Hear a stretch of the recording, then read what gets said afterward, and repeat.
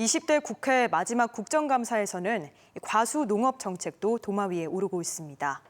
특히 천안에서 끊이질 않고 있는 과수 화상병 대처와 과일 품종 국산화 문제를 놓고 지역 출신 여야 의원들이 목소리를 높이고 있습니다. 국감 소식을 김태욱 기자가 정리했습니다.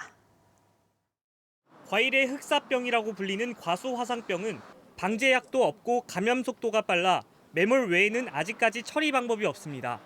하지만 농촌진흥청은 지난해 12월 과수화상병 방제 기준을 과수원 100m 주변 과수 일체 매몰에서 발생 과수원 내 과수 매몰로 범위를 축소했습니다.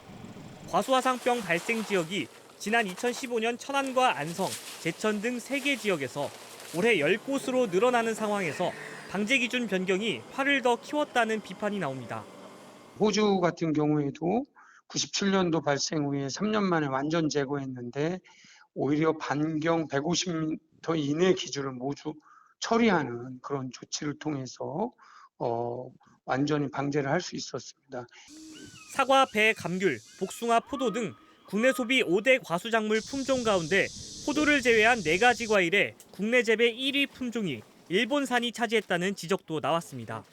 국내 과수농가에서 재배하는 국산 품종 배의 점유율은 3년 사이 10%대 초반까지 떨어졌습니다.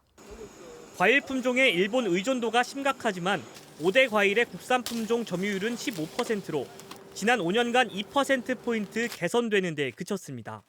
5대 과일인 사과, 배, 감귤, 복숭아, 포도의 일본 의존도가 높으므로 국산 품종 개발에 적극 나서야 합니다.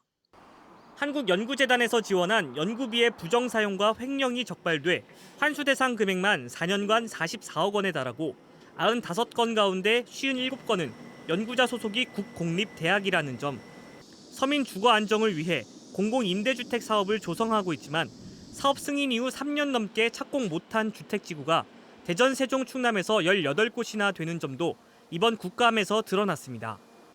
2주차를 맞는 국감에서는 대전시와 세종시, 대전법원과 검찰이 각각 국토위와 법사위 국감을 받습니다. 이어지는 대덕 연구개발특구의 연구소와 지방환경청, 고용노동청 국감에서는 소재 부품 연구개발 지원과 금강보호 개방, 노동안전 문제 등이 안건으로 거론됩니다. MBC 뉴스 김태욱입니다.